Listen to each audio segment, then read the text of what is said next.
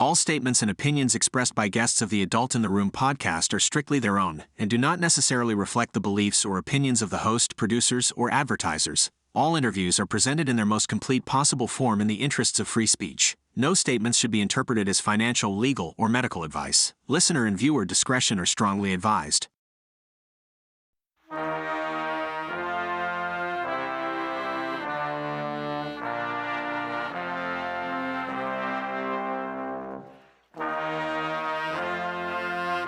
It's the Adult in the Room podcast with Victoria Taft. That's me. Welcome to the Adult in the Room podcast with Victoria Taft. If you read or hear the news, thoughtful people cannot help but be concerned about American institutions seemingly all at once forgetting their reason for being there. They've come untethered from their moorings. The idea of equal justice, is there such a thing anymore? Does anyone actually believe it anymore? Stanford Law School had to send its students back to Free Speech 101 class because a vocal minority of students think their opinions are the only ones that should be allowed to be heard, and they do it at full volume. Yale Law offers classes on every conceivable diversity, equity, and inclusion niche, and professors don't teach enough of the basics. Harvard installs a DEI maven into the president's office, and though there's an entire department devoted to diversity, a whole office, proclaims that the school needs more. And that leaves the question, what's getting crowded out? So there's an old saying at church, and it goes something like this. Some Christians are so heavenly minded that they're no earthly good. And another, grow where you're planted. There's no growing, and there's little planting and nurturing of foundational ideas on college campuses, and diversity of ideas is just kind of in the toilet, I believe. These are the people who find themselves in the Department of Justice, too. Those people work somewhere. They went to college somewhere. Now they're in the Department of Justice. They're in the Southern District of New York. They're in Washington, D.C., and in the local prosecutors' offices, using their offices to paint political targets instead of seeking equal justice. The administrative state is being weaponized against the individual. That's me. That's you. A reporter testifying in Congress about out-of-control state actors gets a personal visit from the IRS, saying without saying, gee, it sure would be a shame if anything happened with your tax returns. 2012's IRS is back, except this time there are 87,000 more of them, and they've all got guns. You cannot help but shake your head at what has happened to the January 6th arrestees, many still in jail, still without court dates, still with being shoehorned into guilty pleas to something, could change, don't know, or face a 20-year sentence. A recent survey shows clearly that Americans believe less in the American dreams of individualism, fairness, and equality. Patriotism has plummeted, religious beliefs have been replaced with secular political dogma, and on it goes. So the other day I was writing a piece for PJ Media about how possible state actors helped bring down the barricades around the west entrance of the Capitol building on January 6, 2021. Now, it's not proven, but it hasn't been disproven either. We're still waiting for everything to settle to find out if there were state actors encouraging riotous behavior on January 6, 2021. And so they took down these barricades, and all of a sudden, grandmas from Dubuque and other people, some who were bad actors and others who were not, suddenly found themselves in an area that was off limits to these people. They were brought into the system, and now they are victims rather than perpetrators. So anyway, I was writing that. And I thought of the book, 3 Felonies a Day, how the feds target the innocent. And it seems like we see that every day. Now, that book came out in 2011. Alan Dershowitz wrote the foreword for it. And I got in touch with the author, Harvey Silverglate. And he was gracious enough to say, sure, I'll come on the Adult in the Room podcast. So indeed, Harvey Silverglate has watched it all. He's a civil rights lawyer for years and years, columnist for the Boston Herald, a teacher at Harvard and other schools you've heard of, such as the University of Massachusetts, Boston. And he's the founder of FIRE and has been an attorney for EFF. Harvey Silverglate, thanks so much for coming on the Adult in the Room podcast. Well, thanks for inviting me to speak to your audience. We read your book and we say, the guy knew what he was talking about. He saw the administrative state, the justice system, all of it just running rampant in 2011. Plenty of examples in your book. How much worse is it now? Well, it is worse now. And it's partly because there's the federal government has unwisely stoked the fires of a virtual civil war. It was unnecessary to happen. I mean, I'm a student of the way our civil war started in this country, and it really started by accident. We bumbled into it.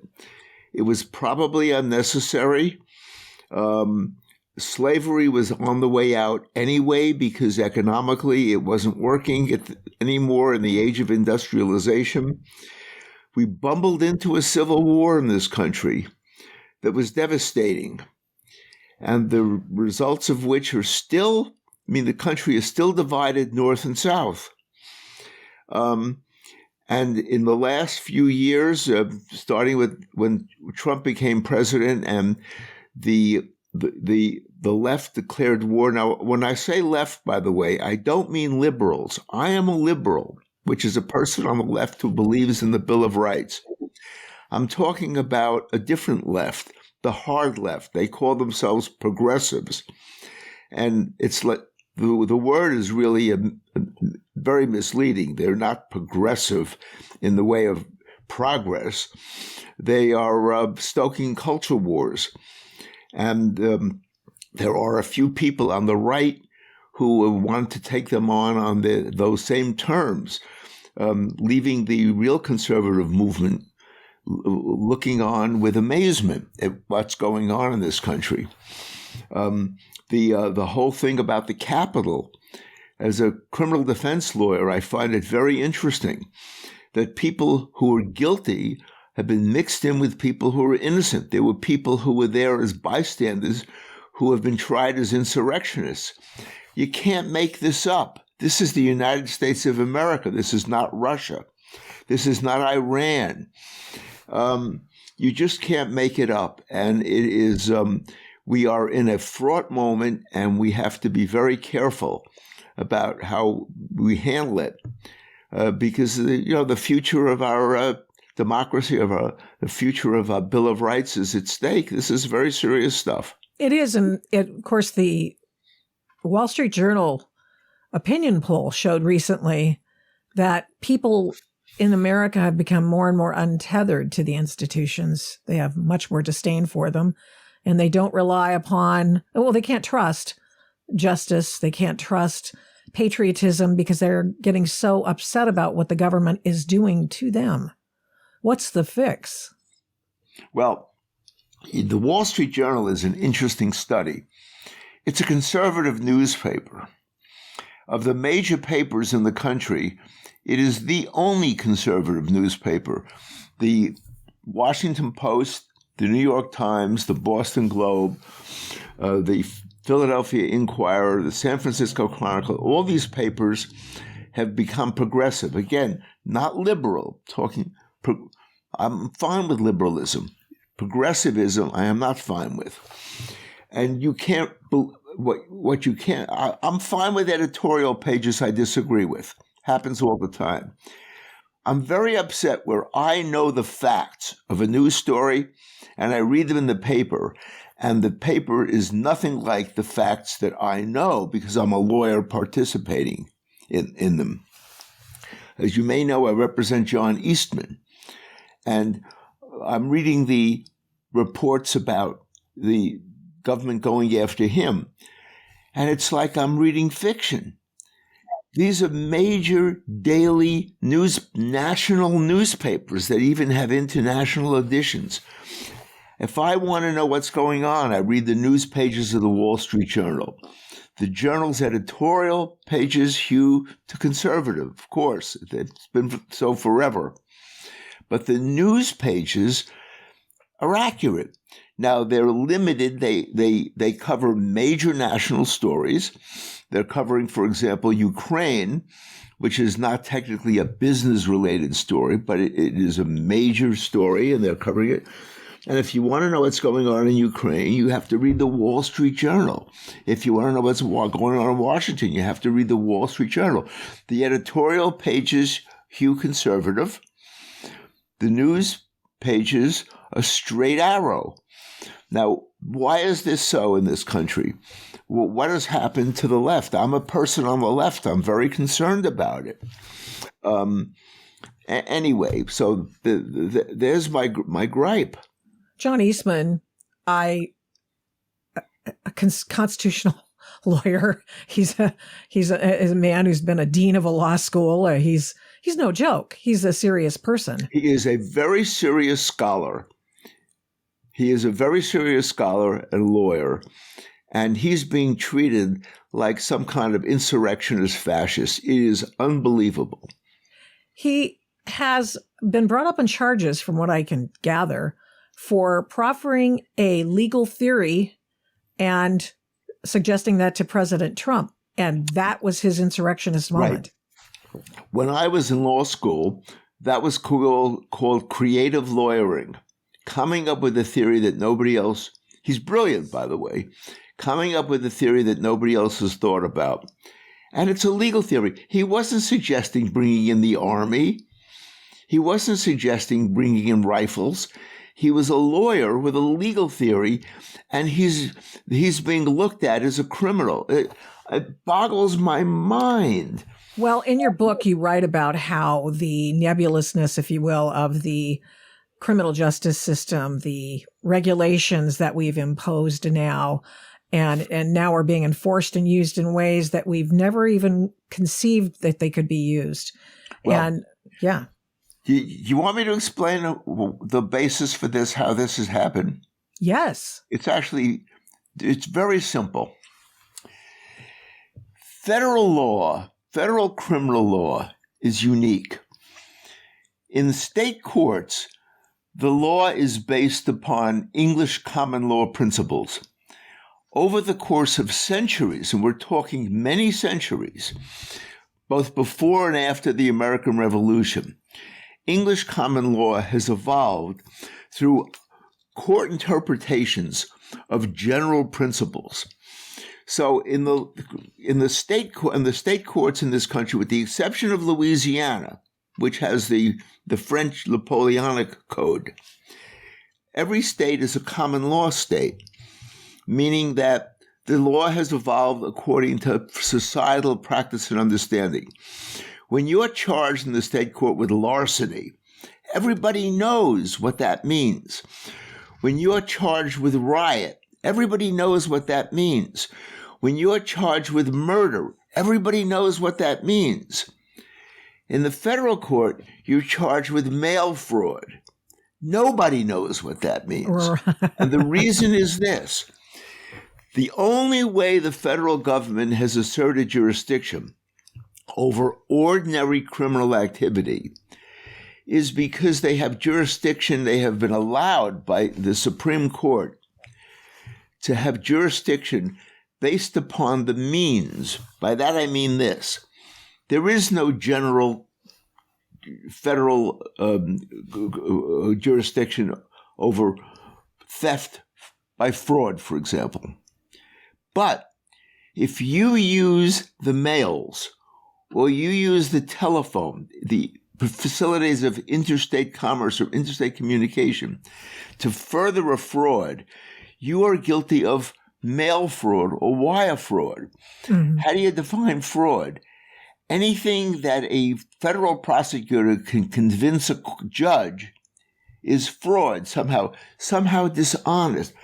So what I'm saying is that federal law is so dangerous because it is so ill-defined. Yeah. You don't know that's why I say in 3 Felonies a Day, the average American goes through the 24-hour day and likely commits 3 federal felonies and has no idea he or she has done it. you find out when suddenly you become a target for whatever reason. It could be your unpopular political beliefs. You become a target, and the feds can find 3 crimes you committed every single day. I also should point out that the same is true of the prosecutors. They've committed 3 felonies a day, but guess what? We don't have the power to prosecute them. They have the power to prosecute us. So the system has become extraordinarily dangerous from a civil libertarian point of view, the federal criminal justice system. It has. Let us go back for just a second, because I'm dying to know what your thoughts are, because you've clearly read some of the internal documents that have gone on, passed and back and forth on the January 6th thing. Do you believe were there government actors as agents provocateur? Partly there were agents provocateur problems. The other problem is that there has been no distinction made between people who actually committed crimes of destruction of property and trespass and assault, and people who were just standing there. The doors to the building were open, and people walked in, and they got arrested, and they got prosecuted, and they got convicted, and they were in jail. They were just there. There were no distinctions made. And there was also no accountability on the part of the agents who were the agents provocateur. So the number of injustices are rampant. And when I talk about this, people say, "Oh, well, you have a client, who was there, who was not at the Capitol, but who was there in Georgia that day. He was in Washington D.C. that day, and in Georgia. He was in Washington, and so you're biased. But of course, I have had a long career of representing a lot of people in terms of civil liberties. I was for 30 years on the board of the Civil Liberties Union of Massachusetts, represented a lot of people I disagreed with, who I had nothing to do with except that they came to me with a civil liberties problem. And now it's rampant because you can't depend on the Department of Justice to supervise this craziness. Are there any limiting principles at the DOJ anymore? And if so, what are they? Well, I think that what has to happen, Congress can probably do something about this, but there is one problem. Historically, Congress has not wanted to take on the FBI. Why? Because they don't want to provoke an FBI investigation of them. That's right. With the 3 felonies a day principle, you can indict any congressman. So the FBI holds a terror, the power of terror over the legislators, and that's the problem. And the problem is the FBI is there from one administration to the next administration and the next administration. There's an internal bureaucracy. They're lifers. Mm-hmm. There's an internal bureaucracy that outlasts any administration. It's there. It started with J. Edgar Hoover, and it hasn't gotten any better since then. And I can tell you FBI stories that will curdle your blood. Oh, I'd like to hear one. You want to hear a couple? Sure. Yeah. Okay. One is this. I've been a somewhat controversial lawyer from time to time, and I had a case in which I made an allegation that an FBI agent had phonied up a report, and it's very easy for them to phony up reports. I can go into that in a minute, and the FBI didn't like it. They planted 2 agents outside my office building. At the time, it was on Broad Street in Boston, downtown Boston. And what they did was when I came out the door, they followed me. They wanted to know where I was going. They tailed me. Mm-hmm.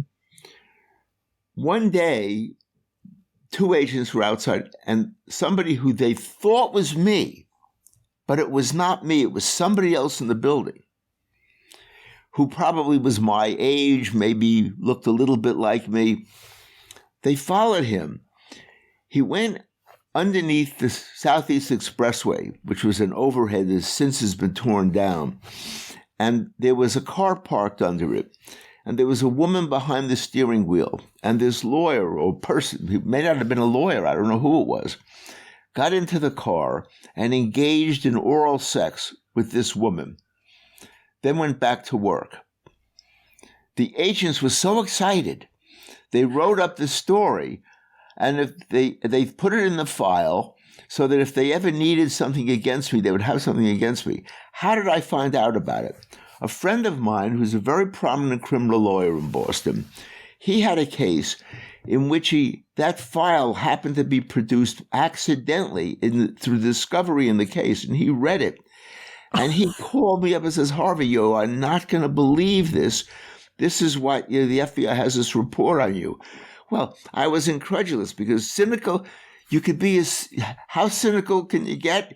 Guess what? You aren't cynical enough. You're not cynical enough. Is this unbelievable? God. It was an extortion. They were looking, if I ever made an allegation against an agent, they were going to extort me.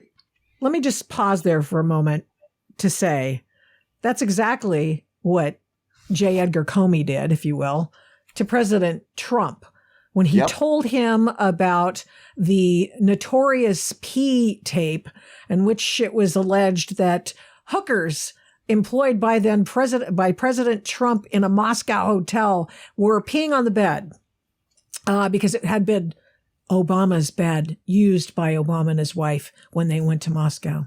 Yep. Was this a defensive briefing? No. It was a tell. It was a shot across the bow that I've got the goods on you, and also, of course, used to tell CNN and the New York Times and all that stuff hey, it's the all clear. He's been notified. And remember this. Presidents have 4-year terms, and under the Constitution, the most they can have is an 8-year term. Presidents come and presidents go. The FBI is there forever. They outlast any president. And historically, we know that the FBI has not hesitated to blackmail presidents and members of Congress. So what is your suggestion? Well, you were going to tell me one more story about what the FBI has done that is over the top. Here's a great story. The FBI has a policy. This is a formal written policy. When they go in to interview you, if you get a call from an agent, they want to talk to you, you say, okay, come on in. Most people don't even bother calling their lawyer. They haven't done anything wrong. Ooh. And they go undergo interview. The agents come in. There are 2 of them. The FBI never interviews anybody without 2 agents present. Now, here's the reason why. One of them takes notes. The other one asks the questions. The one who takes the notes goes back to FBI headquarters and types out a report of what was asked and what was answered. This is called a Form 302. That is the official record of the interview. And if you later testify, your lawyer has access to the 302 and you see it. And what you realize is, if you testify differently from what the 302 says you testify to, you're caught between a stone and a hard place. Why? If you testify differently from the 302, they will charge you with perjury, either perjury at the trial, or they will charge you with another felony, lying to an FBI agent. So whichever version is true, it doesn't matter. You've committed a federal crime by testifying differently from what the agent said you said at the interview. So they have you locked in to whatever testimony they write in the 302, which is the version they want to be true, which is not necessarily what you said. Now, when I have a client who the FBI asks to interview, I say, sure, come on down to my office. They say, well, we'd rather do it in FBI office. I say, well, I'd rather do it in my office. So come on down to my office and my client will submit to an interview. The 2 agents come in and one of them takes out the pad. The other one gets ready to question.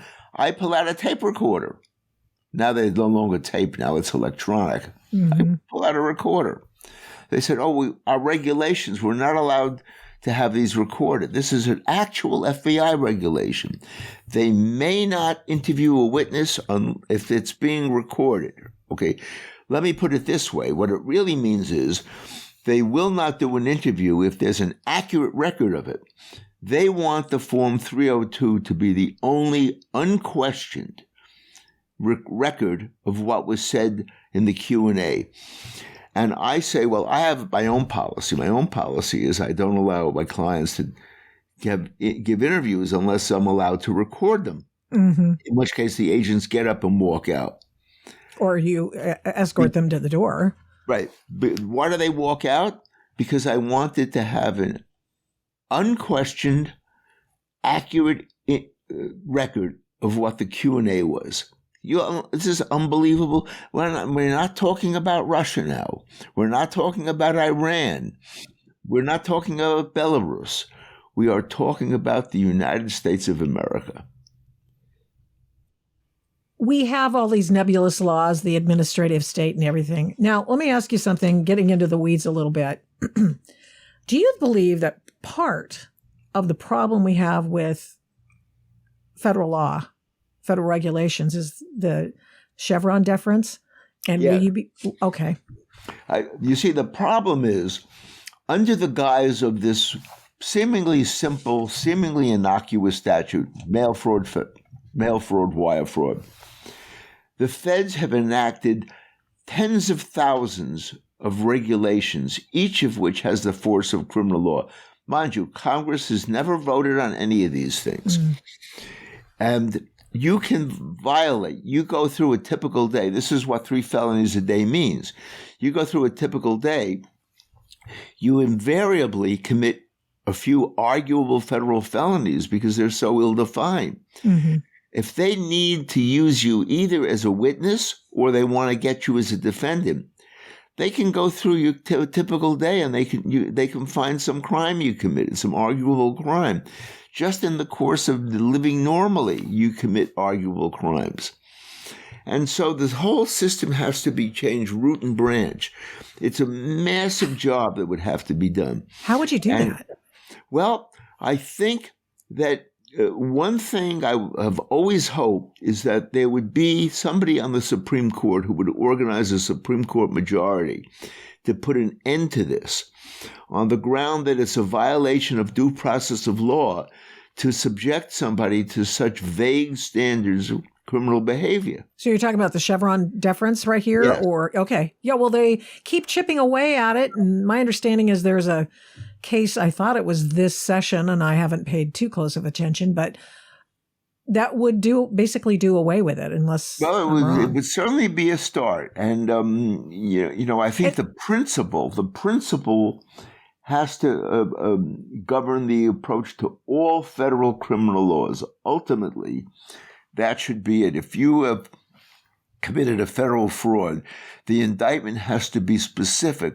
What is fraud? I think that the Supreme Court should insist that common law principles should apply to federal law so that we know what it is ahead of time. We know what it is that's illegal. And any indictment has to specify clearly what the conduct is. You can't just say he committed mail fraud because he said something that, arguably somebody could misunderstand.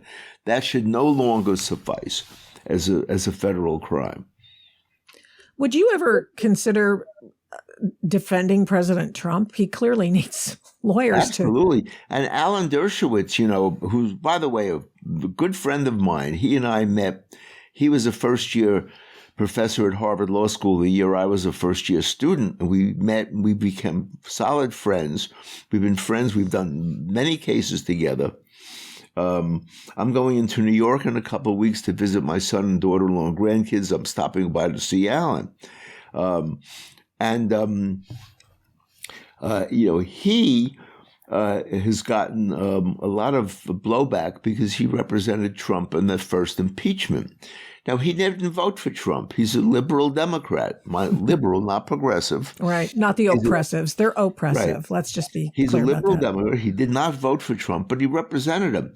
There are people who don't talk to him now. Right. For God's sakes, he's a lawyer. He's represented Klaus von Bülow. He's represented O.J. Simpson, people who have probably murdered their spouses and gotten away with it, partly because Alan is such a brilliant lawyer and he did his job well. There are people who won't talk to him because he represented Trump on the impeachment. You can't make this up. I mean, it's a horror story about where this country and its culture has gone. In your book, you talk about the principle of fair warning. That should play into, you should know what someone, you should take into consideration the intent of the person, right? Not only should, you must. Intent is an absolutely essential qualification for a criminal prosecution. Well, how come it doesn't apply to those people in January 6 cases? Correct. The definition, the common law definition of what a crime is an intentional act by a person who knew that he or she was violating a known, clear criminal statute. That is the definition, the common law definition. And we prosecute in the federal courts, not the state courts. We prosecute in the federal courts people who had no way of knowing that something they've done could arguably be shoehorned into the definition of a federal crime under one of these impossible to define federal statutes. This is the basis of, this is how tyrannies get going. You know, during the Stalin period in Russia, Stalin had a secret police chief named Ivanti Beria, Beria. And Beria used to say to Stalin, concerning Stalin's perceived enemies, and of course, to Stalin, everybody was an enemy because he was paranoid. Sure. You show me the man, and I'll show you the crime. That meant, don't worry, everybody is vulnerable under the Soviet criminal code. And if there's somebody we want to get, you point them out to me, and I will manufacture a prosecution. That was Beria. And unfortunately, this has become the modern day United States. It's terribly aggravating. It is. We're told that the FBI is going to round up another 1,000 people who were on or near or something having to do with the Capitol incursion, January 6th, 2021. Right. People who were there. Amazing. And I hope the courts don't allow this to happen. I'm counting. Do you see any court, any judge in the Washington, D.C. area? Not in Washington. But nobody gets a change of venue. But I'll tell you this. I think the Supreme Court may very well put an end to a lot of this stuff as cases start to filter up the system. I hope that there are appeals. I hope that people just don't go to jail without appealing. They can't get attorneys. They can't. They can't. These people, there are attorneys. There's one attorney who's got 18 clients, and he doesn't even know them all. I mean, That's how he's one of the few who will take them. Well, I'll tell you, I'm one of the lawyers for Eastman. This is not somebody who's going to lie down and be quiet if he's charged with anything. Mm-hmm. Trust me. Yeah. Okay. I'll take it from his lawyer. You talk about the FBI. When did they start turning into a secret police? Pretty much from the beginning. J. Edgar Hoover. This is deep in their culture. It's from the start. And Hoover actually, he blackmailed members of Congress. He knew about their personal lives. He had no problem wiretapping a congressman. He wiretapped John F. Kennedy, the president of the United States. And Kennedy was not faithful to his wife, and Hoover was able to prove it. And instead of indicting Hoover, the Department of Justice went along with this. Hoover is a criminal. He should have been indicted. He should have been imprisoned. Instead, he spent his whole life as the first director of the FBI. Yeah. Well, and here we go again. We have Chris Wray. Now, I know Trump named him as FBI director after he fired Comey, and I say to myself, personnel is what do we call it? Personnel is the way we do things. There's actually a pithy statement, but I'm, for whatever reason, personnel is policy. Chris Wray is horrible. I mean, when, for example, they decided the FBI trotted out something on the order of 15 Russians who were basically nameless, faceless individuals who would never face justice. They were the bot farmers. And then they had a dog and pony show to say, well, triumphantly, we've gotten these people, or we've indicted them. And that was supposed to be the big Russian interference in the 2016 election. And those people have never come to justice. That was a lie. That was a lie. You're attorneys, and you're an attorney. I mean, is the FBI something that should just be gotten rid of wholly? I think the culture is so rotten that it does have to be gotten rid of. I think it's beyond reform. And as I said earlier, it has to be replaced with a whole new agency with a different name, different personnel, and therefore different culture. I think it's beyond reform. It's got to be abolished. The bill that we're hearing a lot about, the concern, and all of a sudden we have to get rid of TikTok. We have to get rid of TikTok. It's a national security issue. And so, okay, fair enough. It probably is. I've read enough about TikTok, and I've read enough about what the Chinese do to believe that.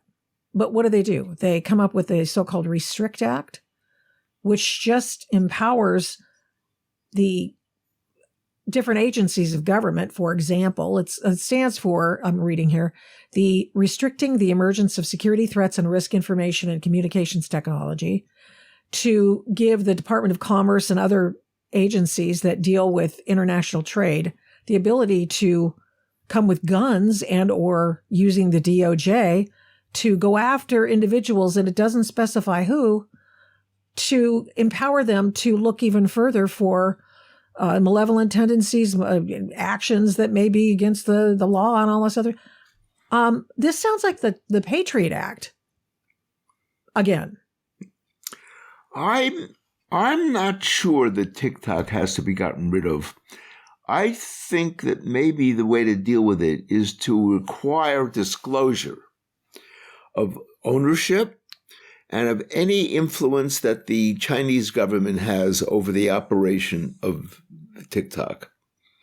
I tend to think that sunlight is the best disinfectant.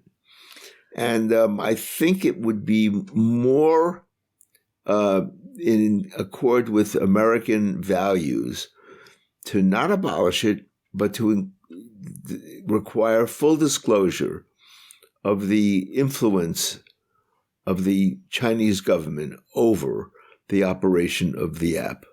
Mm-hmm. Then what do you do? For example, they've used it already to suggest that an environmental program that the Biden administration miraculously was considering in Alaska, that all of a sudden it just went viral on TikTok, and nobody had heard of it. I mean, nobody had heard of it. They inject into the system, into the body politic, the political water table, if you will, ideas and certain things that do tend to change minds.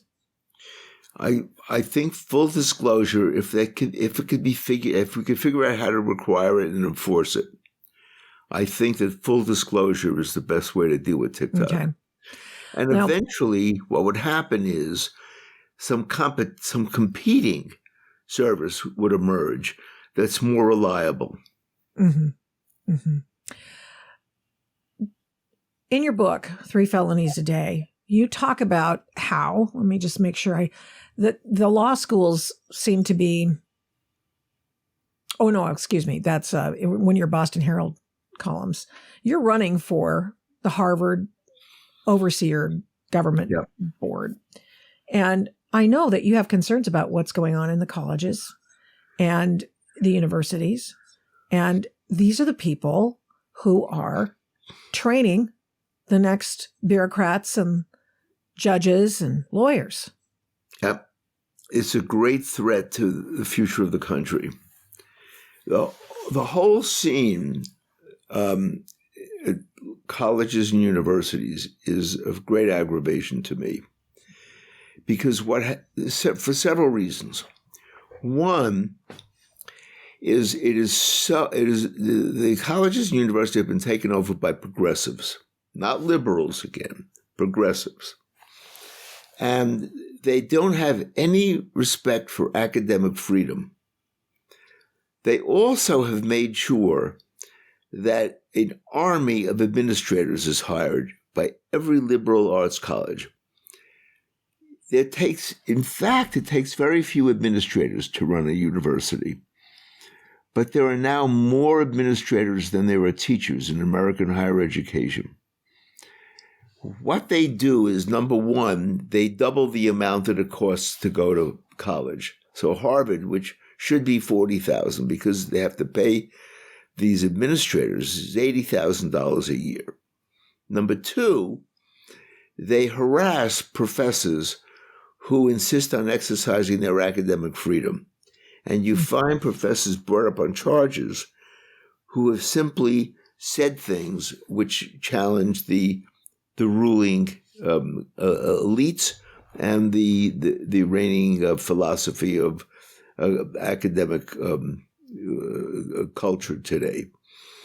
What you have is a notion that American society is evil and that it's up to academia to replace a lot of institutions. Now, I don't disagree that we have problems in this country. Every country has problems. But the idea that the progressives have, again, not the liberals, that the progressives have, is that you have to come in and you have to show strength and you have to get rid of the people who are, quote, causing these problems. And they want to get rid of essentially true conservatives, and they want to get rid of true liberals. And you have administrators who prosecute students for saying things. They're only words for saying things. The definition of harassment on a college campus is anything that makes a member of a historically disempowered group uncomfortable. Disempowered groups are women and blacks and gays. Now, I agree that this country, there was a period when women couldn't vote, after all. There was a period when blacks were subject to segregation and Jim Crow in the South. There is still discrimination against women. There is still discrimination on the basis of race. There is still some discrimination on the basis of sexual orientation. But this country has made tremendous progress peacefully. We learned something from the Civil War. Have made tremendous progress peacefully. And yet the universities are not satisfied following principles of academic freedom. They want to take over and run these institutions. They're doing a damn good job of it. That's the reason I want to run for the Harvard Board of Overseers. And let me tell you, I am not the favorite candidate of the people who run Harvard. I bet you're not. I'm not. I graduated from the law school there, but I am not their favorite.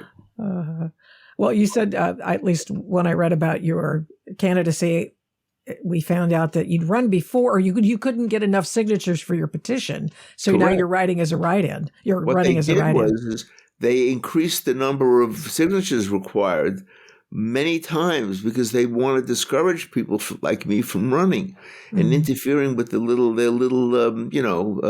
dance that they do. Yeah. You know, the members of these boards have no idea what's going on their own campuses. No idea. They like the prestige of being on the board, but they don't bother looking. They don't talk to students, for example. What worries you the most about that? Well, I think that a nation like ours depends on an educated citizenry. And I think that they're getting indoctrinated, not educated. Yeah. I mean, Black studies courses, they're a fraud. They're an absolute fraud.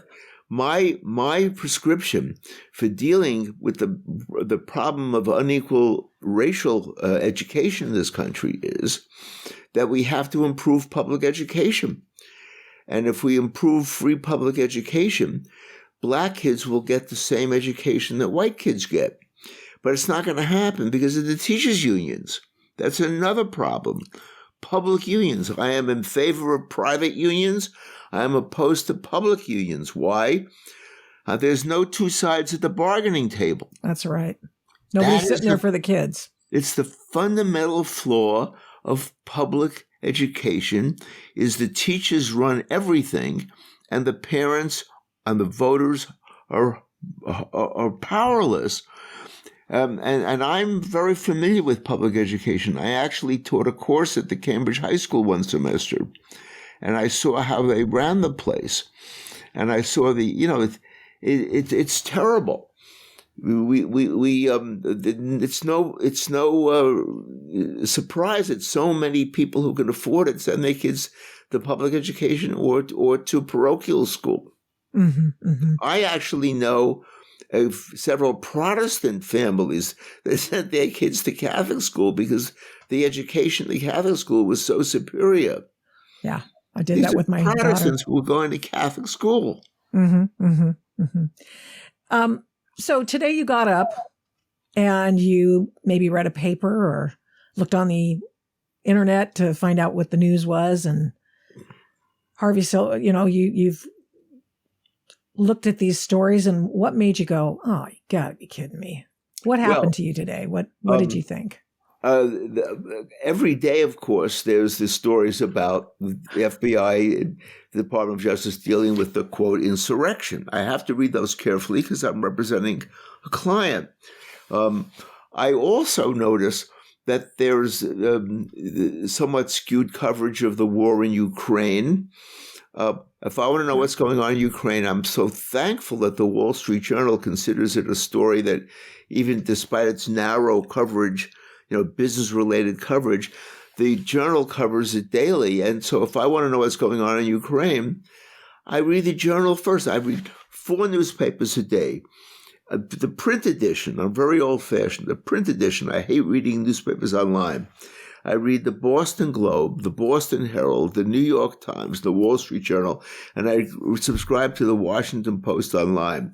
I read 5 newspapers. I'm a newspaper junkie. Mm-hmm. And if I want to know what's happened news-wise, I read the Journal first, the news pages. Mm-hmm. So the J6 stuff is really bugging you. The overreach of the FBI and the DOJ has. I think it's very dangerous, very, very dangerous. Yeah, I agree. They're using the so-called insurrection. It wasn't an insurrection, by the way. It was a riot. Yeah, insurrection. That Civil War was an insurrection. Yeah, this was an old-fashioned riot in which not everybody who's been charged and even convicted participated. Right. Some riots are more equal than others, as we found out during the 2020 summer, where people were given carte blanche. Oh, go ahead, just protest. Protest is good for you. Without masks. Most of them were wearing masks, of course, because they were Antifa. So, do you look back on that time and think to yourself, this is worse than 1968? I believe it is worse. Yes. The 1969, the sides were clear. What was at stake was clear. We managed to get through it. And I represented students at Harvard. Let me tell you a great 1969 story. I represented 200 Harvard students who were opposed to the Vietnam War. They took over University Hall. They were in a major riot in the Harvard Yard. 200 defendants charged with riot in the Cambridge District Court. My then law partner and still friend, Norman Zolkind, and I, the firm was so called Zolkind and Silverglate. We tried, there was not room in the courtroom for all 200 to be tried at once. The judge divided it. First trial was 100 students. The evidence was very clear what they did. No question they were engaged in riot, trespass. They carried the dean of students out of his office in his chair. A very famous picture of the students just carrying Dean Archie Epps down the staircase and depositing him on the ground. The jury acquitted. Why did the jury acquit? Because they were so opposed to the war that they were not about to punish war protesters. It's a great example of you could might be in favor of the Vietnam War or not in favor of the Vietnam War, but it's a great example of the power of the people to cancel out the power of prosecutors and deans. Yes, so jury nullification. Jury nullification. It is constitutional. It is legal. Judges instruct juries that they're to follow the law, but juries make the ultimate decision.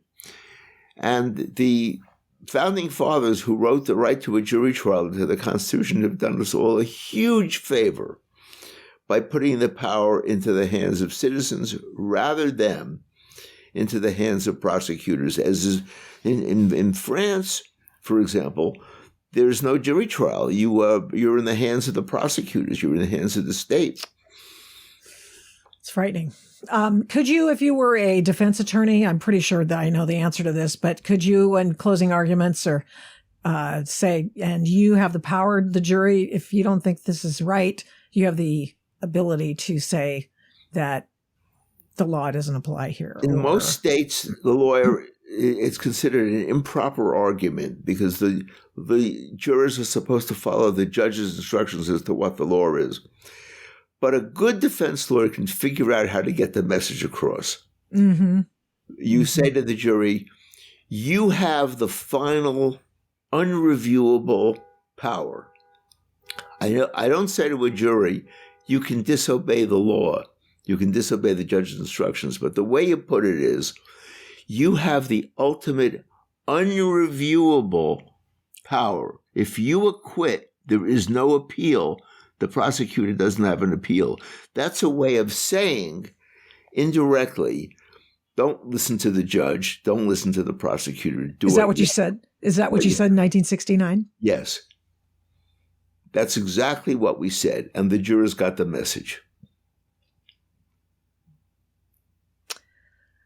Well, Harvey Silverglate, thank you. This has been very eye-opening, wonderful, expansive discussion with you today, and I really appreciate you coming on. What did I not ask you that we need to talk about? I think we've covered it pretty well. Covered the waterfront, have we? Covered the waterfront, yeah. You've been so gracious with your time. I really appreciate it. Thanks for listening to this episode of the Adult in the Room podcast. To keep the programs you like to listen to, please rate this podcast with a fantastic 5 stars on your Apple Podcast app every time you listen, and give me a great review. Plus, of course, subscribe to the podcast. It makes a difference with the big tech algorithm and the big tech oligarchs, and it makes us easier to find. Please get in touch with me on all the big tech stuff. Yeah, we're still there. Using the names Victoria Taft or the Adult in the Room podcast on MeWe, Parler, Minds, Facebook, Twitter, and Instagram. Thanks to 1A Cast for imaging, editing, and production. The fantastic song is Gospel by the March 4th Band of Portland, Oregon. Music for Antifa versus Mike Strickland is Ride or Die by Raps by RC. The Adult in the Room podcast is also a production of Flamingo Road Studios. Remember, head up, heart out, and strive to be the adult in the room. Till next time, mischief managed.